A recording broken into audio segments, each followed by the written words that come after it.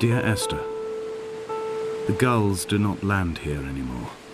I've noticed that this year they seem to shun the place. Maybe it's the depletion of the fishing stock driving them away. Perhaps it's me. When he first landed here, Donnelly wrote that the herds were sickly and their shepherds the lowest of the miserable classes that populate these Hebridean islands.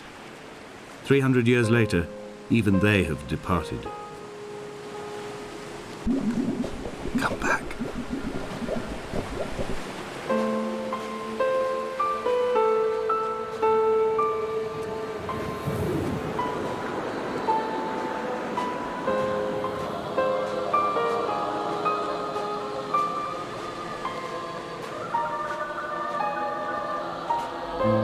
There was once talk of a wind farm out here, away from the rage and the intolerance of the masses. The sea, they said, is too rough for the turbines to stand. They clearly never came here to experience the becalming for themselves. Personally, I would have supported it. Turbines would be a fitting contemporary refuge for a hermit. The revolution and the permanence.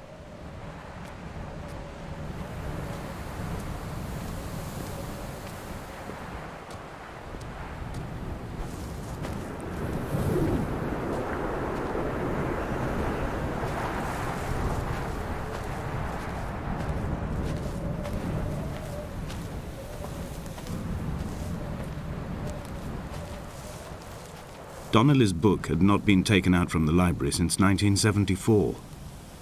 I decided it would never be missed as I slipped it under my coat and avoided the librarian's gaze on the way out. If the subject matter is obscure, the writer's literary style is even more so. It is not the text of a stable or trustworthy reporter.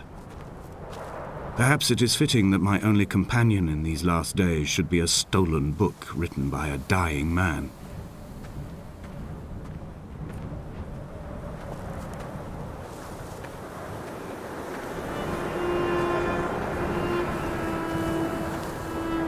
When someone had died or was dying, or was so ill they gave up what little hope they could sacrifice, they cut parallel lines into the cliff, exposing the white chalk beneath. You could see them from the mainland or the fishing boats, and know to send aid or impose a cordon of protection, and wait a generation until whatever pestilence stalked the cliff paths died along with its hosts. My lines are just for this: to keep any would-be rescuers at bay. The infection is not simply of the flesh.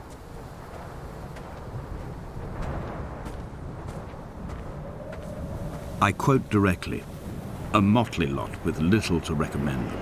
I have now spent 3 days in their company. That is, I fear, enough for any man not born amongst them. Despite their tedious inclination to quote scripture, they seem to me the most godforsaken of all the inhabitants of the outer isles. Indeed, in this case, the very gravity of that term, forsaken by God, seems to find its very apex.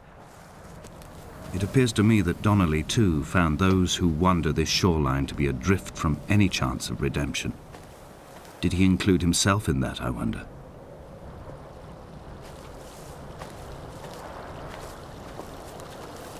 I've become convinced I am not alone here, even though I am equally sure it is simply a delusion brought upon by circumstance. I do not, for instance, remember where I found the candles, or why I took it upon myself to light such a strange pathway. Perhaps it is only for those who are bound to follow.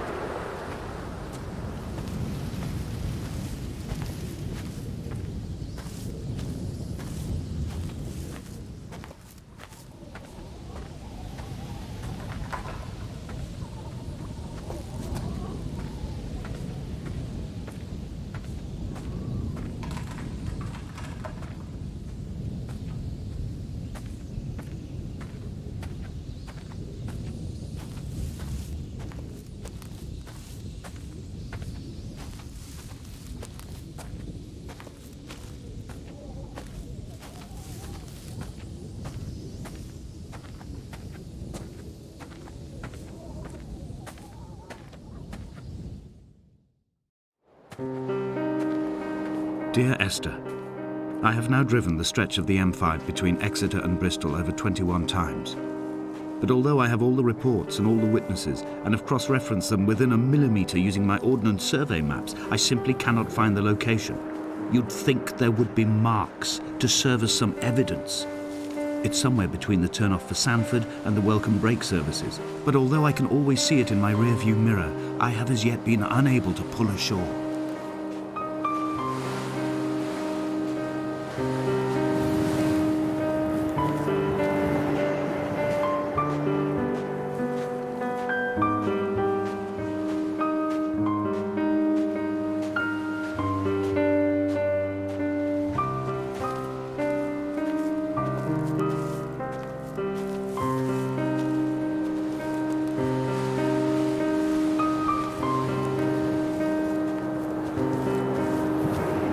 I had kidney stones and you visited me in the hospital. After the operation, when I was still half submerged in anaesthetic, your outline and your speech both blurred. Now my stones have grown into an island and made their escape, and you have been rendered opaque by the car of a drunk.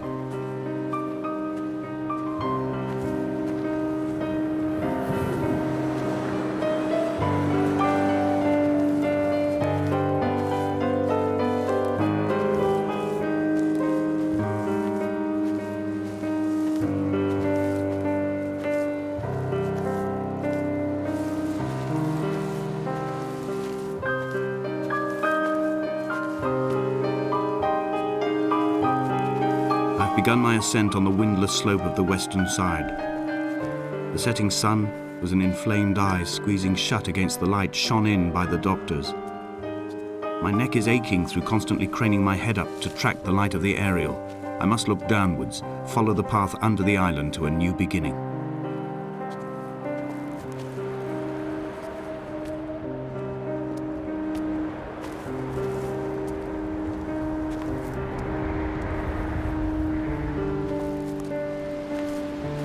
They found Jakobsen in early spring. The thaw had only just come. Even though he'd been dead nearly 7 months, his body had been frozen right down to the nerves and had not even begun to decompose. His fingernails were raw and bitten to the quick. They found the phosphorescent moss that grows in the caves deep under the nails. Whatever he'd been doing under the island when his strength began to fail is lost. He'd struggled halfway up the cliff again, perhaps in a delirium, perhaps trying to reach the Bothy's fire before curling into a stone and expiring.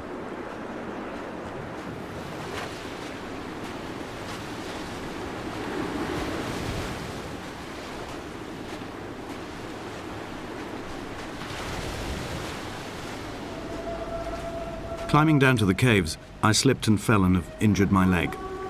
I think the femur is broken. It is clearly infected. The skin has turned a bright, tight pink, and the pain is crashing in on waves, wintered tides against my shoreline, drowning out the ache of my stones. I struggled back to the Bothy to rest, but it has become clear that there is only one way this is likely to end.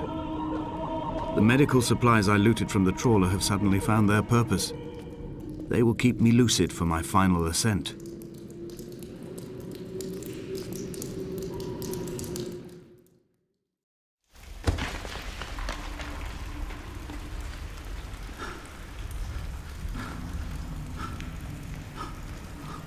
From here, this last time, I have understood there is no turning back. The torch is failing along with my resolve. I can hear the singing of the sea creatures from the passages above me, and they are promising the return of the gulls.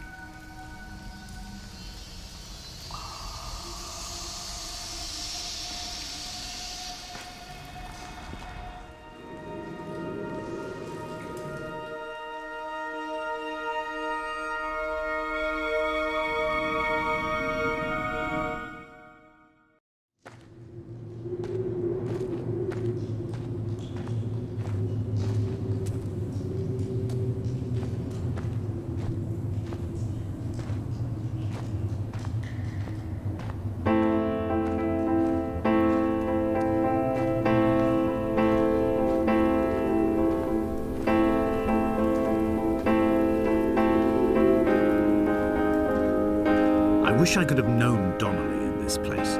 We would have had so much to debate. Did he paint these stones or did I? Who left the pots in the hut by the jetty? Who formed the museum under the sea? Who fell silently to his death into the frozen waters? Who erected this godforsaken aerial in the first place? Did this whole island rise to the surface of my stomach, forcing the gulls to take flight?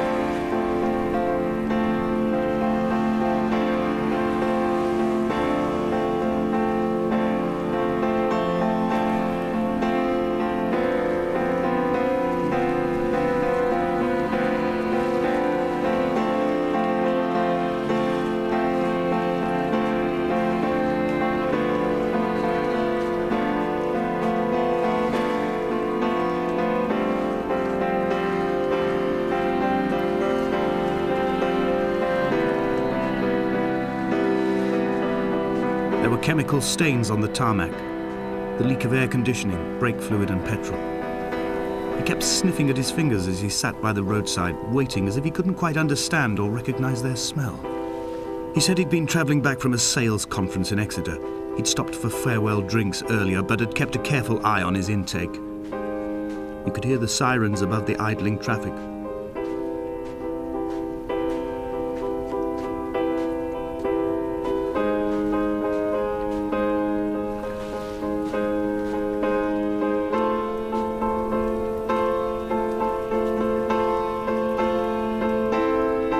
From here, I can see my armada. I collected all the letters I'd ever meant to send to you, if I'd have ever made it to the mainland, but had instead collected at the bottom of my rucksack, and I spread them out along the lost beach. Then I took each and every one, and I folded them into boats. I folded you into the creases, and then, as the sun was setting, I set the fleet to sail. Shattered into 21 pieces, I consigned you to the Atlantic, and I sat here until I'd watched all of you sink.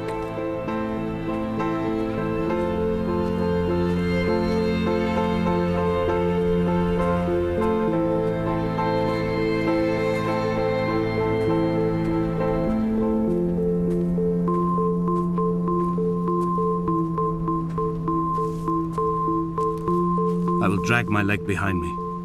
I will drag it like a crumpled hatchback, tires blown and sparking across the dimming lights of my vision. I'm running out of painkillers and am following the flicker of the moon home. When Paul keeled over dead on the road to Damascus, they restarted his heart with the jump leads from a crumpled hatchback. It took 21 attempts to convince it to wake up.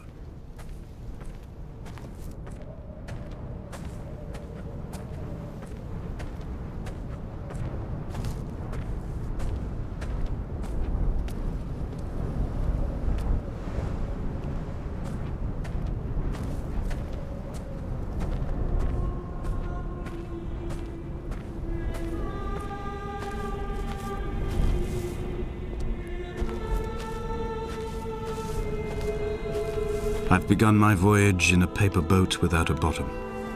I will fly to the moon in it. I've been folded along a crease in time, a weakness in the sheet of life. Now you've settled on the opposite side of the paper to me. I can see your traces in the ink that soaks through the fiber, the pulped vegetation. When we become waterlogged and the cage disintegrates, we will intermingle. When this paper aeroplane leaves the cliff edge and carves parallel vapor trails in the dark, we will come together.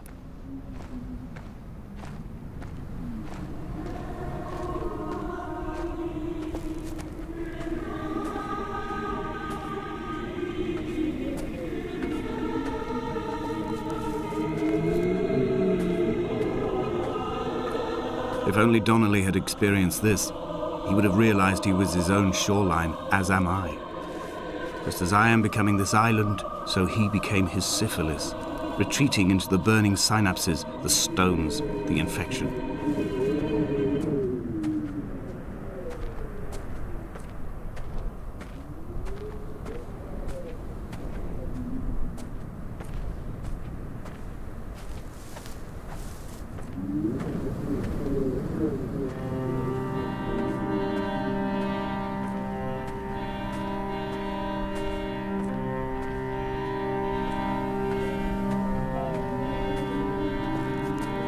Returning to my car afterwards, hands still shaking, and a head split open by the impact.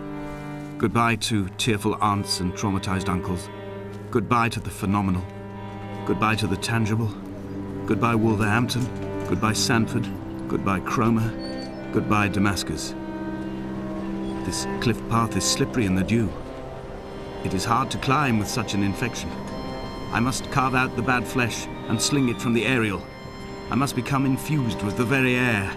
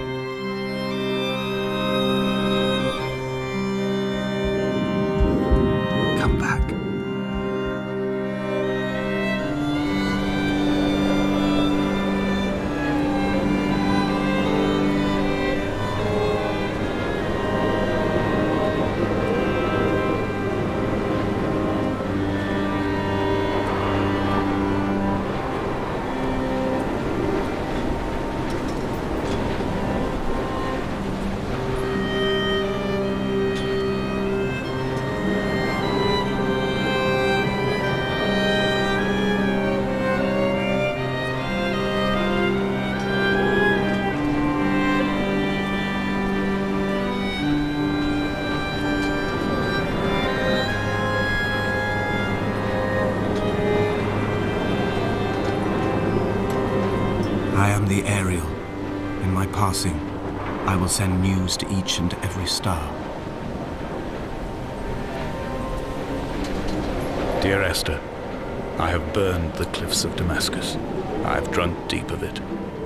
My heart is my leg and a black line etched on the paper all along this boat without a bottom.